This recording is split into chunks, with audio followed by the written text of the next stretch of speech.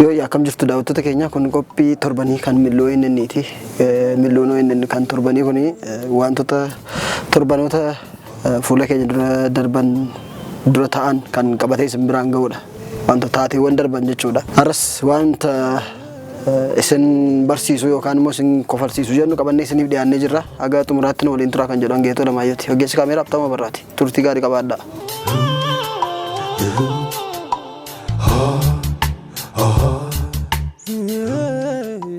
Egaa akkuma beekamu magaalaan Finfinnee dhimma koriidarii ilaallatee magaalattii qulqulleessuun akkuma itti fufeetti jira. Daandiiwwan kan lafoo deemaa akkasumas kan saayikiliin irra deemullee tolfamanii jiru. Akka durii miti jechuudha magaalaa Finfinnee. Haa ta'u malee egaa Finfinneetti namoonni 22 karaa irratti fincaa'uudhaan namoota 22 adabaman sana keessa qarshiin 44 argameera. Daawwattoota keenya magaalaa Finfinnee keessatti namoonni 22 karaa irratti fincaa'uu isaanii hordofee tokkoon isaanii qarshii 2,200 kan adabaman yoo ta'u walumaa galatti qarshii 44 adabamaniiru. Namoota karaa irratti fincaa'an kana irratti murtoon adabbii kan dabre ammoo abbaa taayitaa seera kabachiisaa magaalaa Finfinneetiin daawwattoota keenya. Bakki taateen kun itti raawwatame ammoo magaalaa Finfinnee kutaa bulchiinsa Nifaas Silk Laaftoo aanaa 11 keessatti akka ta'e himamee jira. Egaan tarkaanfiin kun haaluma kanaan kan itti fufu ta'uu himamee jira. Egaan akkuma beekamu magaalaa Finfinnee keessatti karaan saayikiliif qophaa'ee jira. Karaan namni lafa deemaan qophaa'ee jira. Karaa kee daandii qabattee nala yoo deemte nadamamta. Akkasumas magaalittii miidhagina magaalittiif jecha abaaboon akkasumas mukni illee dhaabamee jira. Mukoota kana yoo jessan yoo itti bu'an akka adabamanii fi akkasumas adabamaa turan adabamaas jiru daawwattoota keenya. Kanaaf namootni daandii keessa irra deemtan of eeggannoo taasisa. Kan lafoo deemaa irra deemuudha. Kan saayikilii warri saayikiliidhaan ibsaa ilaalanii qaxxaamuruu illee murteessaadha daawwattoota keenya. Amma fakkeenyaaf gara Buraayyuu kanatti bilbilatti bubaatuu deemtu yoo karaa qaxxaamurtee argamte karaa malee qaxxaamuree argamte akka adabamtu wantootni seeronni adda addaa kaa'amaniiru. Akkasuma gara magaalaa Shaggar kana keessa jechuudha Finfinnee dabalatee iddoo adda addaatti kaa'amaa jira. Daandii keessan eeggadhaa. Yeroo daandii qaxxaamurtan immoo keessattuu bilbila ilaalaa deemuu irraatii of qusadhaa isiniin jenna daawwattoota keenya. Kanarraa tokko jennee jalqabnee itti fufna daawwattoota keenya. Ammallee nu waliin tura.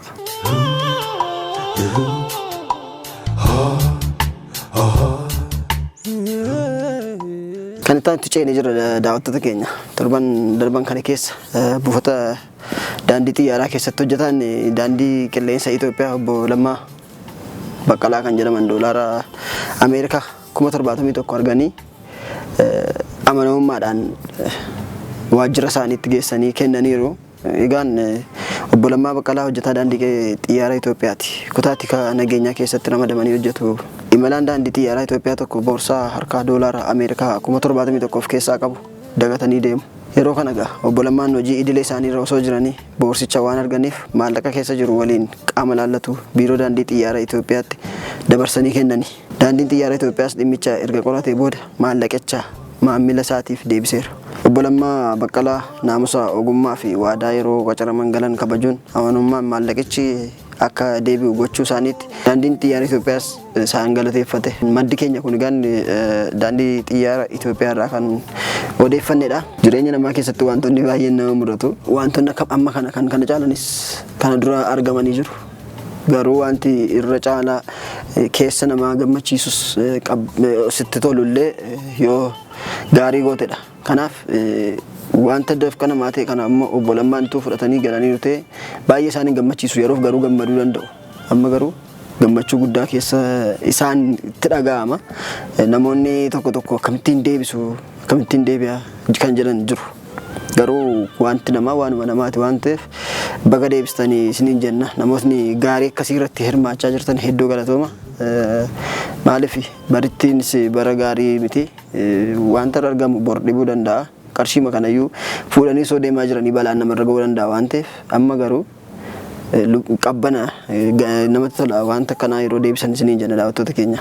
Itti fufna daawwattoota keenya. Qophiin milluu torbanii akka itti fufetti jira. Nu daawwadhaa.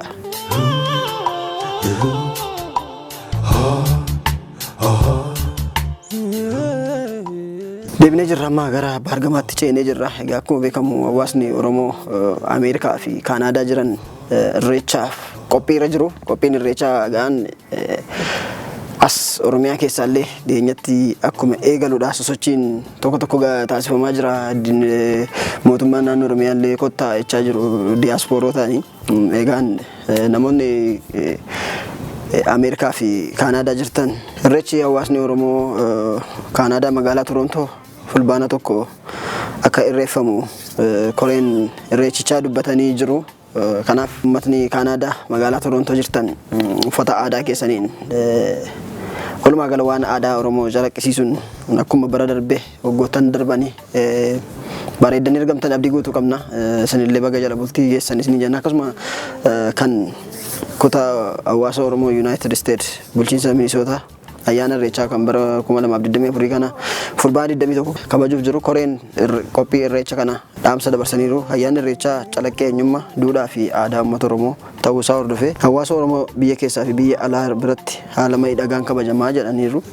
Haaluma kanaan hawaasni Oromoo Ameerikaa Minnesota jiraatu fulbaana 21 bara 2024 kan kabajamu ta'uu koreen qindeessituu ayyaanichaa ibsee jira. Akka koreen qindeessituu ayyaanichaa ibsetti bakki ayyaanichi itti kabajamu 5,001 Lake Nokomis Park Away Minneapolis keessatti yoo ta'u, hawaasni Oromoo Minnesota fi naannoo ishee jiraatu ayyaanicha irratti argamuun simboo ayyaanichaa ol fuudhuu qaba jedhameera. Egaan isinillee akkuma barootan darbeetti bareeddanii faayamtanii deemtan weelluu aadaa Oromoon ilaalaa turre baay'eesaa yoo achiin jiru ta'e ilaalaa turre waan ta'eef walumaa gala baga jala bultii ayyaana irreechaan isin geessanillee baga geessan.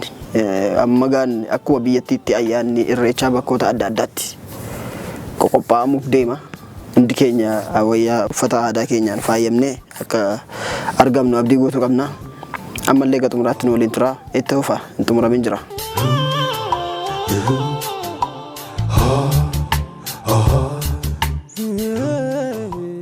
Kan oduu ajaa'ibduun kan milluu torbanii kana kan argamtu hattoonni waa hatuuf mana namaa seene itoo waan deemeef hin raawwatin kitaaba argee itoo taa'ee dubbisaa jiru qabamuudha kan dhaga'ame.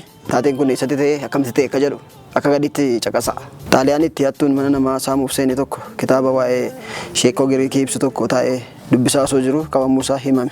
Akka miidiyaan Xaaliyaanii jedhutti dubbichi akkas ture. Hattuun kun nama ganna 38ti. Magaalaa guddoo Xaaliyaan keessa mooraa mana jireenyaa bareedaa tokko ijaan ilaalee hawwee mala barbaadee mooraa sana itti rarra'ee seene. Namni sun mana namaa saamuuf yaade erga seene booda siree cinatti kitaaba waa'ee Eliyaad Homer jedhu argatee dubbisuu jalqaba.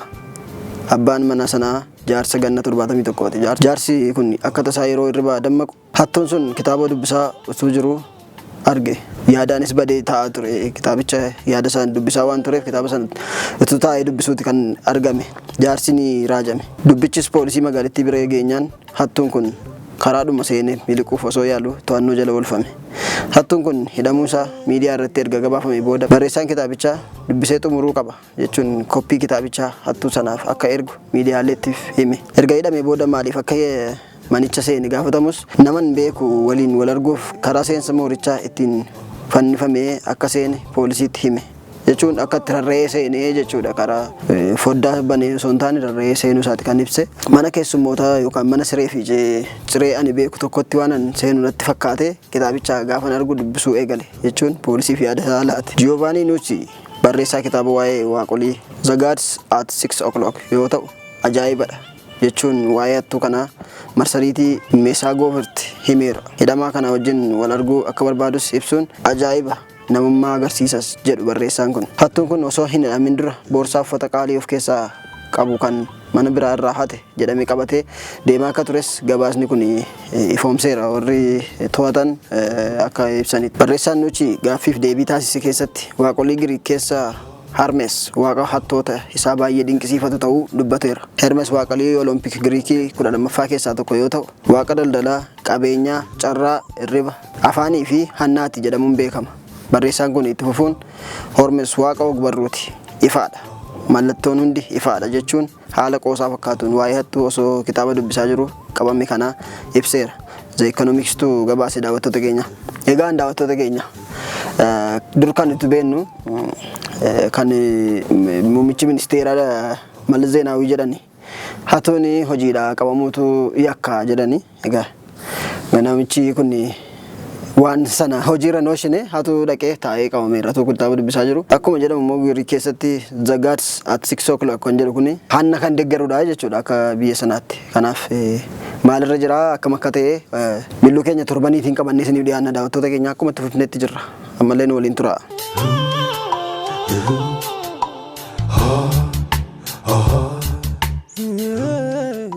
Miidiyaa hawaasaa Telegram jedhamu kan hundeessee fi amma hoogganaa olaanaa kan ta'e Pavel Durov Faransaay keessatti to'annoo jala ooleera jedhu daawwattoota keenya kanas akka gadiitti isiniif dhiyeessinaan hordofa. Bara 2013 kan bu'uureffame Telegram yeroo ammaa fayyadamtoota kitila 900 qaba.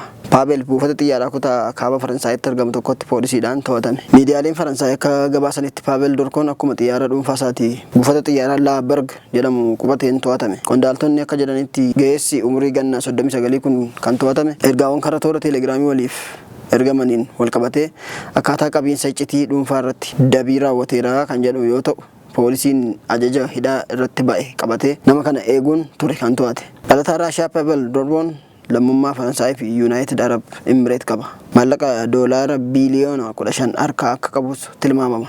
Imbaasiin Raashiyaa Faransaay jiru haala kana qulqulleessuuf tarkaanfii ariifachiisaa fudhachuu miidiyaa mootummaa Raashiyaa TSS gabaaseera. Televiziiniin Faransaay TF1 jedhamu marsariitii isaa irratti akka maxxansetti Pavel Durov xiyyaara dhuunfaa isaatiin imalaa ture. Reuters akka gabaasetti immoo tujaarri yookaan biiliyooneerri hundeessaa Telegiraamaa ta'e kun Azerbaijan irraa ka'ee gara Faransaay imale. Hanga yoonaatti Telegram ministeera dhimma biyya keessaa Faransaay fi poolisiin Faransaay dhimma kana irratti ibsa hin laanne. Raashiyaatti kan dhalate Pavel Durov kan inni jiraatu magaalaa teessoo guddicha Telegram kan taate Dubaay keessa. Toorri miidiyaa hawaasummaa Telegram jedhamu Itoophiyaa dabalatee Raashiyaa, Yuukireen akkasumas biyyoota gamtaa Sooviyeet duraanii keessatti bal'inaan hojiirra oolaa jira.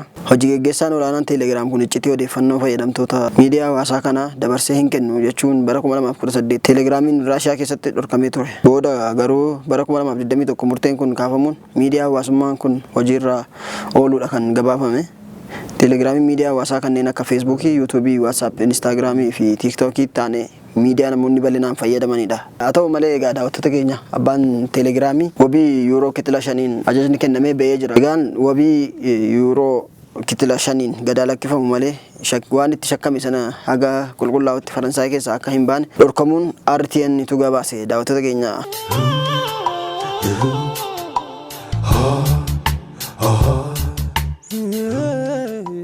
Daawwattoota keenya kanarraaf qabanne wantoota nama barsiisu achumaan nama bashannansiisu jennee qabanne kanarraa kanumaan goolabneerra torban wabraa qabannee dhiyaanna agasitti torban nagaa keessa jiraadha. Oromoof Oromiyaan nagaa taatu.